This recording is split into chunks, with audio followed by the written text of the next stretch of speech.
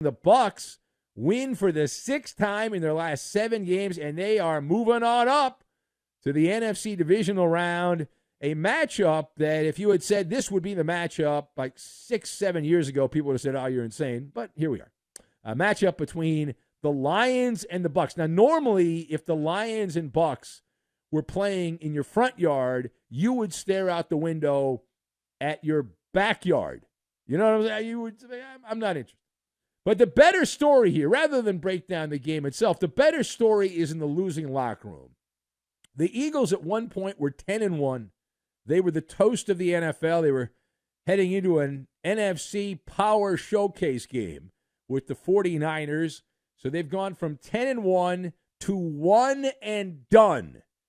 And everyone turning their attention to Coach Nick Sirianni, who is facing incoming warheads. There's a lot of shrapnel going around the Delaware Valley, and the Eagles having lost 6 of their last 7 to close out a season that had the expectation of championship or bust. The people of Philadelphia told me that listen to this show that this Eagle team was special, that this Eagle team was going to rise up a little higher. They got to the Super Bowl. They had a shot. They had the lead against Kansas City. They blew the game in the second half. But this was their year.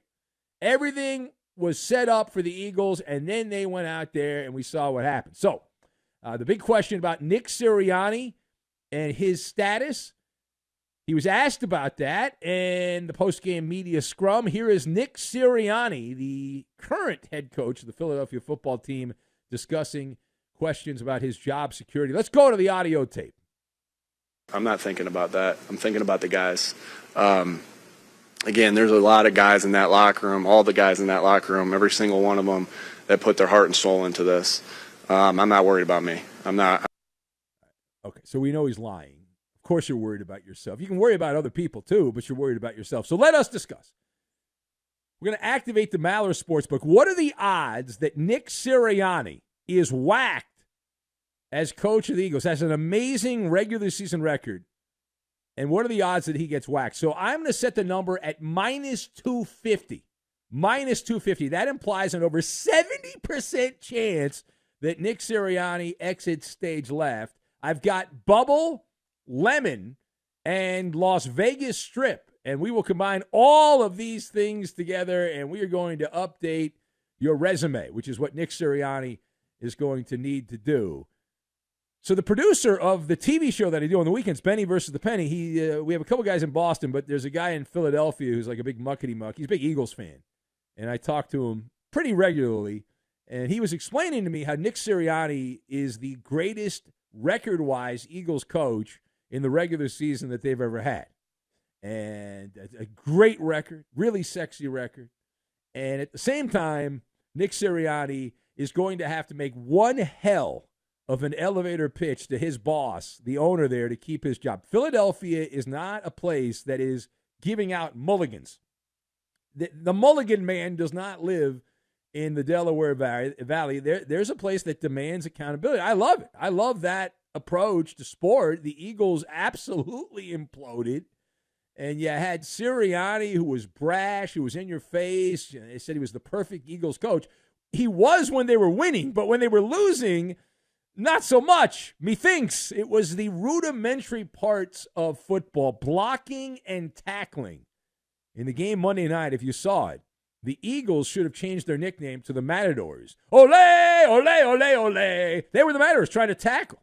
It was ridiculous. It was like slapstick comedy watching the Eagles defensive players trying to tackle the Bucs, and I'm happy. I had Tampa Bay, so I was happy about it. But the Keystone Cops out there, and there's an old saying in the coaching game that many has repeated, and it does apply to this. Like with Sirianni and the Eagles not tackling right, not blocking properly, you're either coaching it or you're allowing it to happen. Either way, it ain't good. And so Sirianni also has a bubble problem. What is the bubble problem? He lost the bubble of trust in the Eagles locker room. Now, what is my evidence here?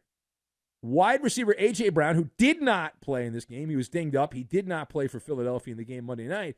But A.J. Brown, who had been at loggerheads with his coach and tried to brush it aside by going on a team get-together, like a team bonding get-together. But A.J. Brown told his teammates prior to the game on Monday night to, quote, start trusting our coaches before the finale.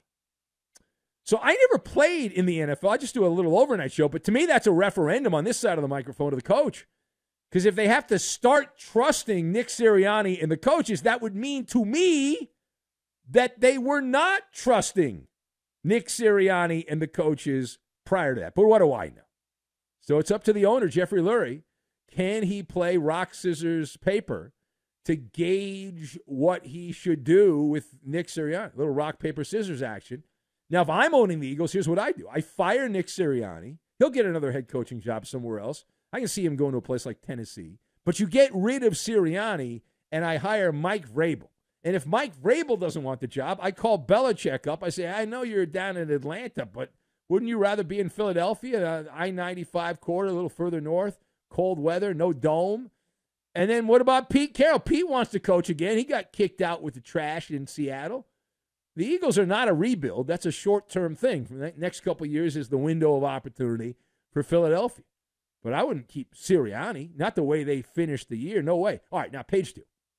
You take a look at the quarterback room in Philadelphia. Do the Eagles have a Jalen Hurts problem?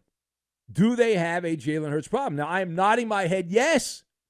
I look at Jalen Hurts, and I'm amazed because I was down on Jalen Hurts, and then I was like, okay, when he came out of Alabama, I was like, well, this guy's not going to be any good. And then he played really well for a stretch, and I said, I was wrong. I'm gonna retract the take, my original take. I'm going to change my take, and I'm going to update my take. Because I like the moxie that Jalen Hurts played with, right? I thought that he had a little edge to him, and he was backing it up on the field. So I look at Hurts now, and imagine leasing an automobile. You're leasing a car, and as soon as you make the final payment, they give you the permanent, they give you the full-time keys, the deed to the car, whatever. The vehicle's engine, the thingamajig stops working.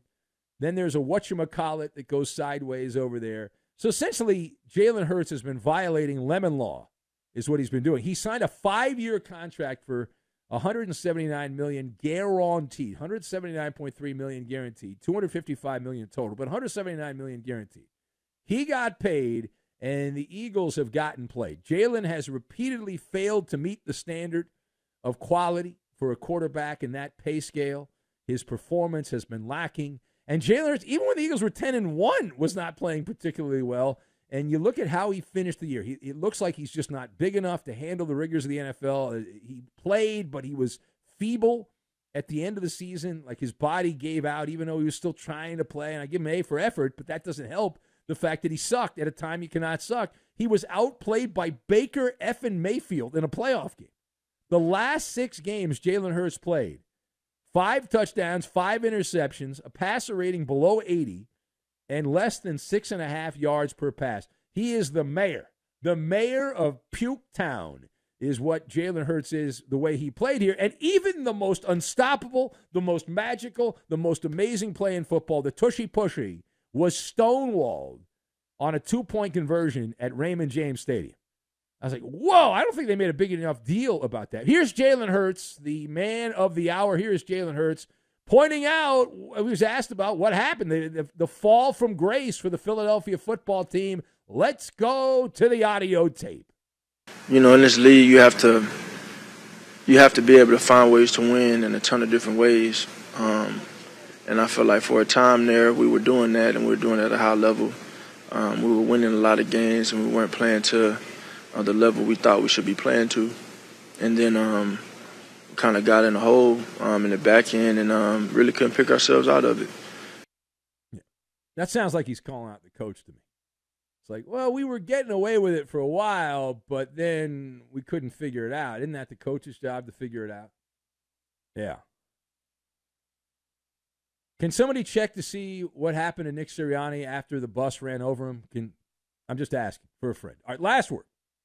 To the winning locker room, which is not as good a story. You know that. The better story is in the losing locker room. But we'll spend a couple of minutes on the winning locker room, the Tampa side. So where are you at? Where are you at on Baker Mayfield and the Bucs? Where are you at with Baker Mayfield and the Bucs? So Tampa on this night was the beneficiary of location. This happens on Wild Card Weekend. The last time I remember this happening, was it last year? I think it was last year. The Dallas Cowboys played a sub-500 Tampa Bay team with a rotting carcass of Tom Brady. And Dak Prescott looked like regular season Dak because Tampa's defense fell apart. Brady was washed up. And so the Cowboys won that game, and Dak had a big, sexy stat line, and people said, okay, here we go, the Cowboys. But this was a in the right place at the right time situation for Tampa Bay as the tables turned here. The way the Eagles played, this was a show up, pass go, collect the victory situation. As for Baker Mayfield, the former L.A. Ram, never forget that. He was magical. He was magical in this game. Despite that, I look at Baker Mayfield like he's on the Las Vegas Strip, the hotel, the Mirage.